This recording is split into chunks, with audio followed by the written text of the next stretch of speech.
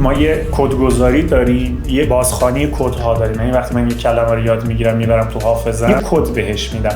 حالا هر موقع به اون کلمه نیاز داشتم باید سریع برم از تو اون قفس‌های حافظه بلند مدت اون بسته رو در بیارم به من بدن.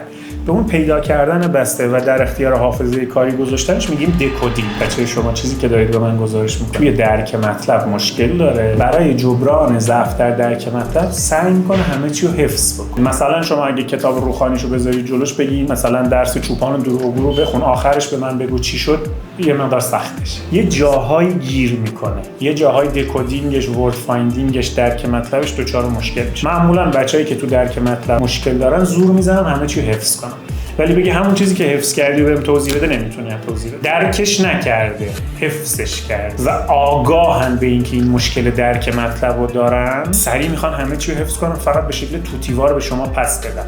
حالا بگو این چیز توتیواری که برای من گفتی و واکاوی کن، راجبش حرف بزن، سختش. اون مطلب باید درک بشه، تعمیم داده بشه به بسته‌های دیگه تو حافظه بلند مدت، یه مفهوم بزرگتر ازش درست بشه. معمولا این بچه‌هایی که درک مطلبشون ضعیفه توی مهارتی به اسم ذهن‌خوانی هم دچار ضعف. من میتونم از زبان بدن یه فرد متوجه بشم که نیتش چیه و بعد حالا خودم بسته به اون نیت تنظیم بکنم. لزوما کلام نیست، فقط درکه. مثلا اینکه من بدونم این چیه، کاربردش چیه، میشه شناخت. ولی اینکه اینو اینجوری محکم میکوبم زمین یعنی چی، اون میشه فراشناخت. حرف توش نبود ولی یعنی من عصبانی. این بچه‌ها تو فراشناخت دچار مشکل میشه. نیت خوانی یعنی ذهن منو باید شما بخون. این محکم کوبیدن یعنی من عصبانیام، در حالی که یک کلمه من حرف نزدم. وقتی شناخت به وجود نمیاد، فراشناختم چون این پله زیرینشه، پله بالایی هم، آجر بالایی هم روش سوار نمیشه. هر مشکل یادگیری داشته باشه، چه از درک مطلب، چه ذهن‌خوانی، چه اختلال خواندن، نوشتن، روخوانی، درک مطلب، اونا همش توی این مرکز انجام میشه. ما کارمون کار روی مغز. بچه شما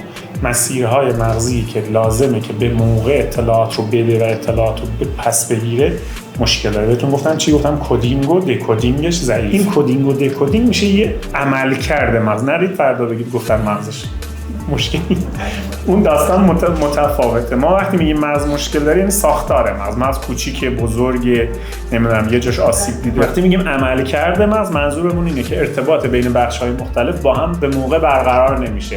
یه جا زود برقرار میشه، یه جا دیر برقرار میشه، یه جا کند برقرار میشه، یه جا اضافه کار میکنه. ما میایم این فتیله‌های مغز رو تنظیم میکنیم، هر جا کم میاریمش بالا، هر جا زیاده کمش میکنیم.